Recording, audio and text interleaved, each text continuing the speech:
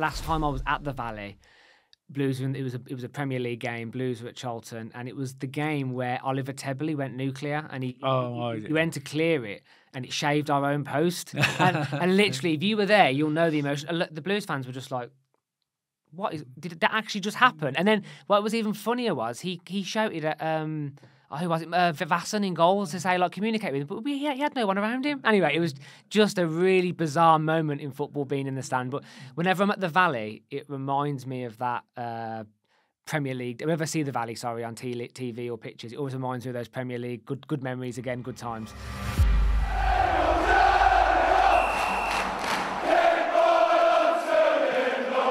So welcome back to BCFC Royal Blue. And Birmingham City this weekend will be hoping to continue their fantastic start to the EFL League One season as we travel to the Valley to play Charlton Athletic. Myself and Matt will be there, looking forward to it very, very much. And in this podcast, as we always do with the previews, we're going to talk about what we think the lineups will be and give a bit of an insight into Charlton Athletic. So what's your thoughts, Matt, on Charlton Athletic?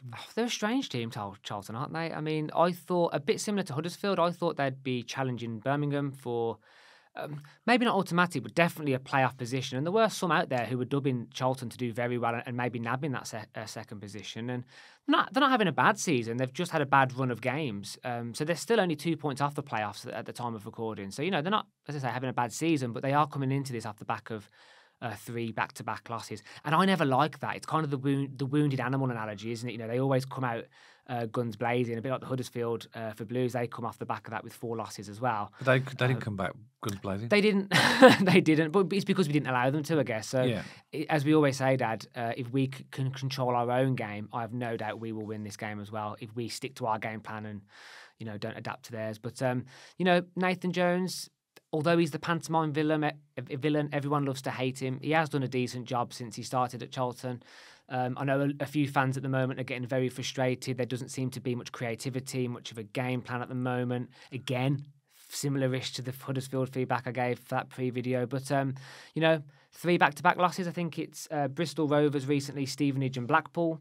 And obviously Blues now had 7 wins on the bounce. We're just full of confidence, full of momentum. And as I say, if we go in with our game plan, I can see us winning this game.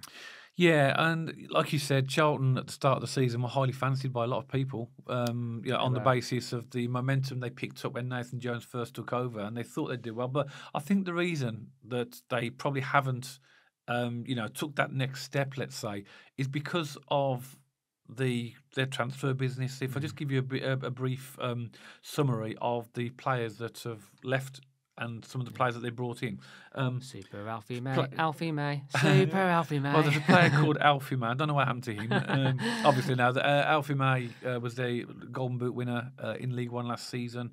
Played for Charlton. He's obviously now at Birmingham City. Paid just under $1 million, 915K for him. Bargain. Yeah, but for them, it's a massive loss. I mean, I've got the goals, actually. I've got the goals, how many he scored.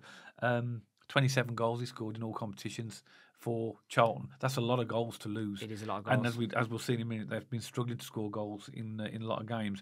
But they lost Alfie May. They lost George Dobson to Wrexham as well. He went on a free transfer. Corey Blackett-Taylor went to Derby on a free transfer. Jack Payne, attacking midfielder, went to Colchester. Dayang Jayasimi went to Leyton Orient on a free transfer. Terrell Thomas went to Carlisle. Lewis Ward. They've lost a lot of players, but they brought a few players in. They paid Ipswich Town $1.18 million, which in League One is a lot of money, for Ghassan Ademi, a centre forward. They've also brought in Dan Potts, a centre back, Greg Doherty, central midfielder from Hull, Luke Berry from Luton is a decent player. Josh Edwards from Dunfermline, Will Mannion from Cambridge, but most of their business has been in the free market, apart from that big fee for Ghassan Ademi.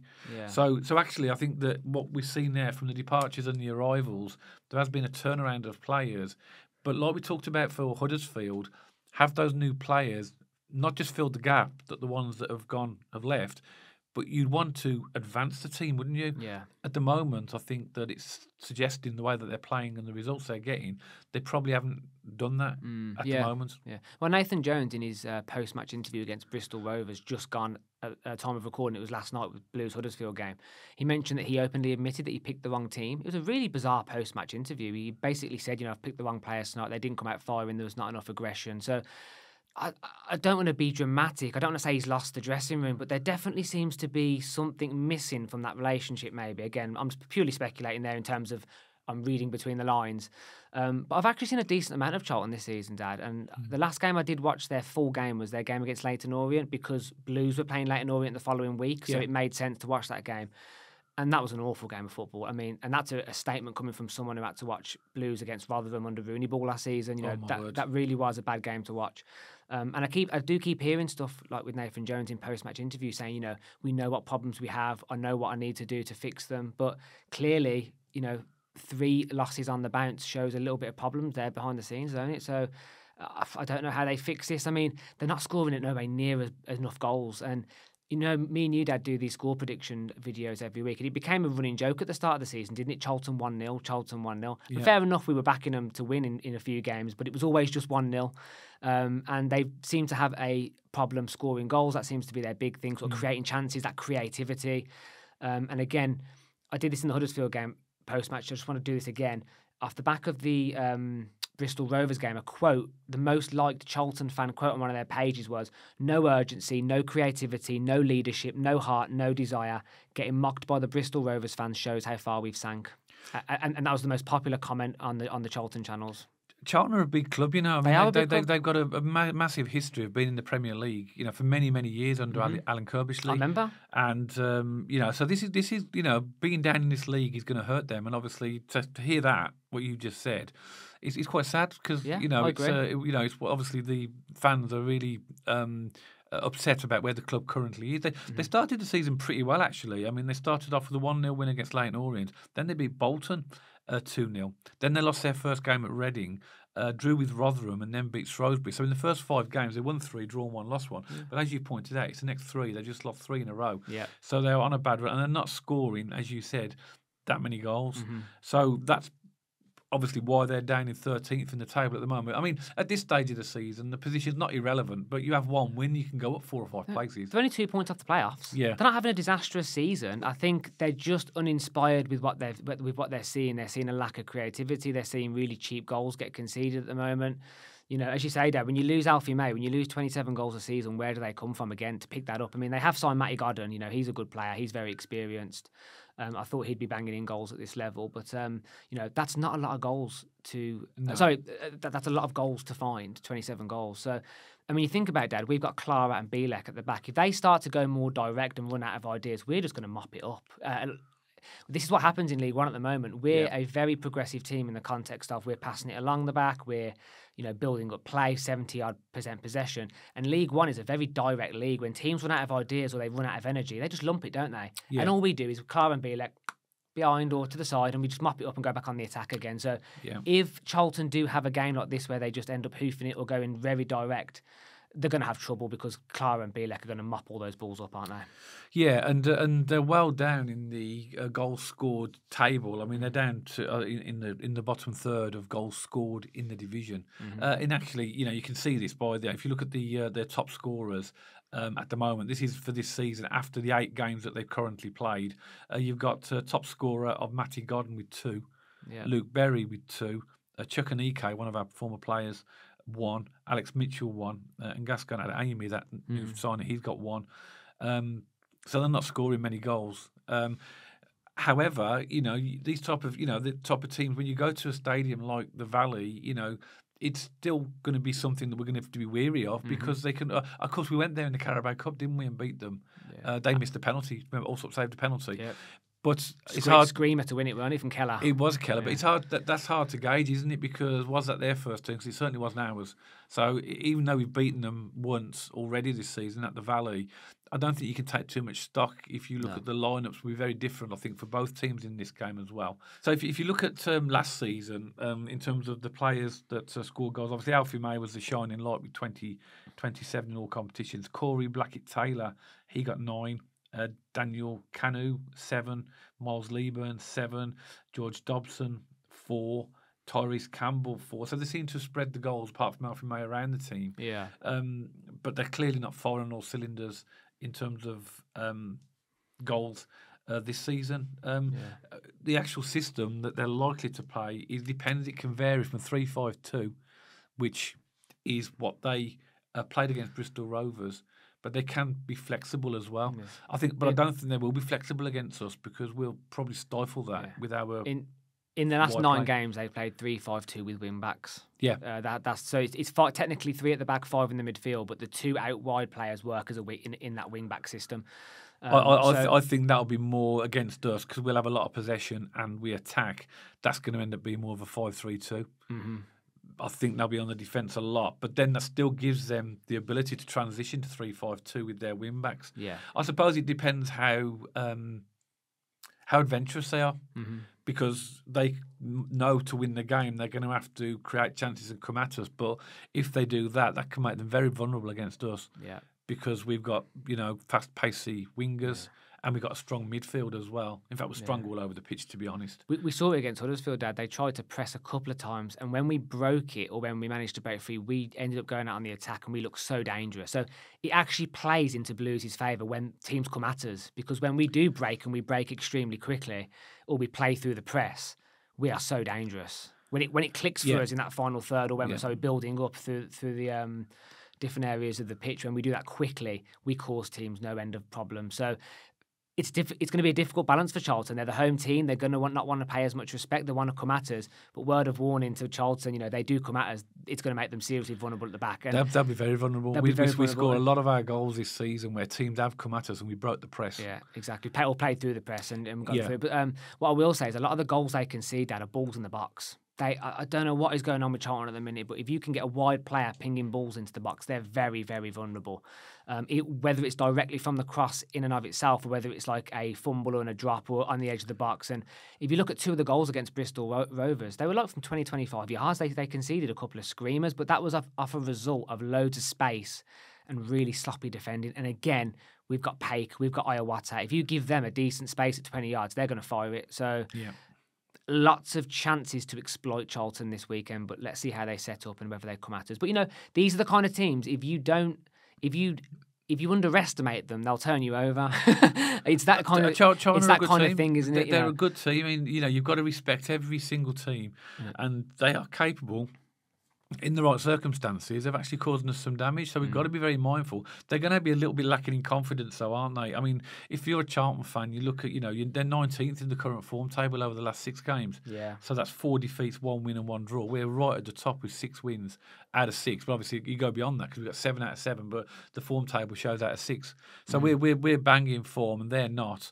And also as well, I'd love to listen to some Charlton fans. I bet they're all saying, "Oh my word, Alfie May's coming back." Yeah. And he's bound to score, because we had that, didn't we, against Huddersfield, because he nearly went to Huddersfield, and a lot of Huddersfield fans were saying, "I bet Alfie scores." Yeah, and he did, and he did, and I'm pretty much certain that he'll start Alfie May. Yeah, I think he will. Because Alfie May, he only started against Huddersfield, didn't he, on Tuesday, Alfie May, but that's the first time he started for a couple of games because he's been unwell, hasn't he? Yeah. But he's back to full fitness now, so he's firing. There's 2 camps that Charlton fans sit in. Some of them hate the fact that it still gets talked about. They want to move on with their life in their football club and just not even mention the name Alfie May ever again.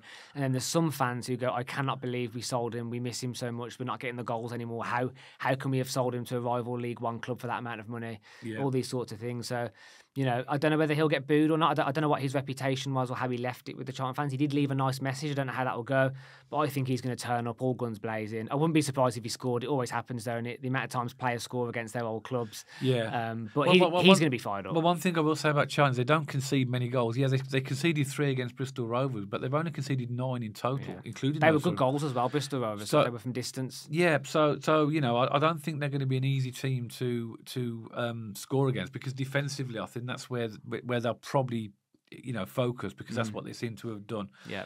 So again, it's another game that's not going to be a walkover. Yeah. Do you want to have a chat about the Blues team? Yeah, let's get into the Blues team then. And now, just before we do that, Dad, I just want to share a little something. Last time I was at the Valley, Blues. It was a Premier League game. Blues were at Charlton, and it was the game where Oliver Tebley went nuclear, and he went to clear it, and it shaved our own post. and literally, if you were there, you'll know the emotion. The Blues fans were just like, did that actually just happen? And then what was even funnier was he shouted at who was it, Vivasson in goals to say, like, communicate with him, but he had no one around him. Anyway, it was just a really bizarre moment in football being in the stand. But whenever I'm at the Valley, it reminds me of that Premier League. Whenever I see the Valley, on TV or pictures, it always reminds me of those Premier League good memories again, good times.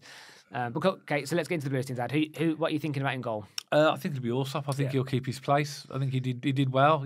I think you need to see him in a few games to gauge an overall opinion of him. Mm-hmm. But he does seem to be more comfortable with the ball at his feet. Mm-hmm. But as we mentioned in the Huddersfield post-match podcast, I think his distribution at the beginning was a little bit sort of out of sync. But that'll come with time. But I think it'll be Allsop. Yeah, I agree. Agreed. Okay, so left back, I'll start. It's got to be Cochrane, hasn't it? Yeah, but he was talking. Obviously, this will be the third game in a week, and there's been no rotation. I think Alex Cochrane now is the only player that's played every minute of every game in it so far this season. Right. Okay. Yeah. So if he wanted to shift things around and give him a break, which, do you know what? If he's fit and he's able, leave him on. For me, but you don't want to burn players out or get them injured. But I think it'll be Cochrane. But my question to you, if it's not Cochrane, who's he going to be? Apparently, Gardner-Hickman can play in the other fullback position as well. So he could go Gardner-Hickman left back, Samstead right back. But that was just off the internet, as in terms of people were talking about Hickman's biggest asset was his versatility. And he could play centre mid, he could play on the fullback positions as well. I think he's the only player who creates an argument to possibly fill into the left back position. I'm not sure. I think Ben Davies as well can play left back. Ben Davies, yeah. He can play left back as well. But I think that obviously Chris Davies liked Cochrane, and I think he'll start with Cochrane. But if he's talking about players getting fatigued and tired, and he had to put a replacement in for Cochrane, then I think it'll either be Gardner-Hickman or Ben Davies. Yeah, fair enough. But we'll both go with Cochrane. Okay, centre back then, it's got to be Bielek and Clara, hasn't it? Yeah, you can't change them two. Yeah. Nice and easy. He might want to give Ben Davies a run out or a game, so he might want to rest him. And Davies played against Rotherham, and he had an absolutely good, perfectly fine game, didn't he? Nothing wrong. Yeah. So well, this brings on to a tricky one, Dad. I'm going to let you start on this one. Get your thoughts, and that's the right back position. I think obviously Gardner-Hickman came off at half time because I think he had a yellow card against Huddersfield, and Samstead came on, and he actually contributed to the build-up for the goal, which is absolutely fantastic. I'd like to see him have a start, to be honest. Samstead, yeah. If that does happen, then that does give the flexibility for Gardner-Hickman to go on the left if he wants to give Cochrane a rest. Yeah. I agree. I would like to see Samstead start, especially from the contribution he had against Huddersfield and the way he played. I've still got a feeling that he's going to pick Gardner-Hickman. I think because he had the yellow card, he took him off at half-time. Yeah. He's got a whole half of fresh legs in him as opposed to another full game. I don't know. Just something in me says that Davies is going to pick Gardner-Hickman. I can't tell you why. I just think he's going to continue with that right back. Yeah. But I would love to see Samstead get his first start. Yeah, okay. Centre mid then, Dad? Right, okay. I think Paik. Definitely, and you'd easily plumb for Iwata because they've got such a great partnership. But again, with rotation, I think we'll see Mark Leonard here. Yeah, and that'll give Iwata a break. He hasn't had a break since he came. No, his bag's still probably in the in the changing room, isn't it? He's literally popped his bag down straight into the team. If he's going to give anybody a break, I mean, you could argue a break for Paik as well, but I think Iwata and Leonard are competing for that place, and I think Paik is the one that will be on the team sheet. Yeah. But just to give him a break, it'll probably be Leonard in for Iwata. I think it'll be Paik and Iwata again. Yeah. I think I completely agree about the squad rotation. I completely agree resting legs and all that. We have got Shrewsbury next week in the Cup, and that's the chance, I think, to rest legs maybe, arguably. I think against Charlton, because we're away from home, and Paik and Iwata have been so amazing, I think, again, he's going to keep that partnership. I'd like to see that. Yeah. I'd like to see Paik and Iwata. Yeah, I'm just trying to get into the head of Chris Davies a little bit. I would prefer to see Paik and Iwata there, but he did talk in the pre-match interview about before we played Peterborough about the need to possibly freshen things up and have rotation. If he does, we might see Mark Leonard. But my first choice will be Paik and Iwata. I have no doubt if he wants to rest Iwata, it will be Mark Leonard. But I've just got a feeling with how influential those two are in a game, I don't think you can swap them out. No. They're just incredible. But No. Okay, so let's go on to the attacking mid. So Dan, let's start on we'll go left. What are your thoughts on the left attacking mid? Well, Hansen only came on at half time, didn't he, against Huddersfield? So he hasn't played a full game, so I think he'd be fit. So I think it'll be him. I think so. Yeah. Don't get me wrong, Keshi Anderson, for me, didn't do anything wrong against Huddersfield, and I think he had good patches. But I think that was, I think Hansen arguably had more impact when he came on, in my opinion. So with the half fresh legs, in terms of having that half, I agree. I think it'll be Hansen on the left. Yeah, okay. On the right? I think it'll be Williamson, because he's going to want to play Alfie May in the 10. Because my argument would be, again, this is the part of the podcast ad where we jump between positions, because it's hard because we need to explain why we're picking it on the right. So there's two things in my mind here. I would arguably like to see Williamson in the middle and Scott Wright on the right because of the impact he's been having. But then you have to sub Alfie May and then have Stansfield up front, which I wouldn't want to do. So to answer your question, I think it'll be Williamson on the right, and that'll bring Alfie May into the 10, in my opinion. But I would love to see Scott Wright have a start soon because he's so impactful coming off the bench. But it's a difficult one. This is a tricky one because, like, you could argue, well, the way Williamson's playing, how could you possibly drop him? You can't drop him. But then there's the mindset. Well, actually, if Chris Davis thinks he needs a break, I'd just do a straight swap between him and Scott Wright. Scott Wright, yeah. And leave, and obviously come on to number 10, Alfie May and Jay Stansfield. Yeah. And that's what I think will happen. But so if Williamson or Chris Davis wants Williamson to play, because obviously he's the first choice, clearly it'll be him. But he might want to see what Scott Wright can do from the beginning and give him a shot. And this might be a good game for him to do it in. Yeah. Because Scott Wright, we've said this on the last two podcasts, when he's came on, he's had such impact, hasn't he? He's been absolutely incredible. So I would love to see him get his first start soon. If that means that Williamson gets a fresh a break, so we can get some freshness into his legs, I'm all for that. If I trust Chris Davis, he knows what he's doing. He knows exactly what he needs. Exactly what we need. He knows exactly what the players are showing him on the training pitch. So we see the starting 11, we see them playing 90 minutes, but Davies sees them day in, day out. So they might be showing little bits of fatigue on the training pitch. Yes. So we don't know what's going on in those sessions. So he might see that Williamson needs a rest. He might see that Stansfield needs a rest. He might see that these players need a break. And if he thinks that, we're going to see some unexpected curveballs in our starting 11 from time to time, aren't we? But I think as well, another thing to factor in as well is that some of these players will be going off to international duty as well. So you might think, well, actually, they've played all these games for us. If I send them to international duty and they're doing lots of training and they get playing in the games, they're going to be even more tired. So we might give them a little break just before they do that, possibly. So that could be Williamson, Stansted. Dykes. Yeah, Lyndon Dykes, Pake as well. He's got the call up as well, hasn't he? Yeah, it's brilliant news that was. Yeah.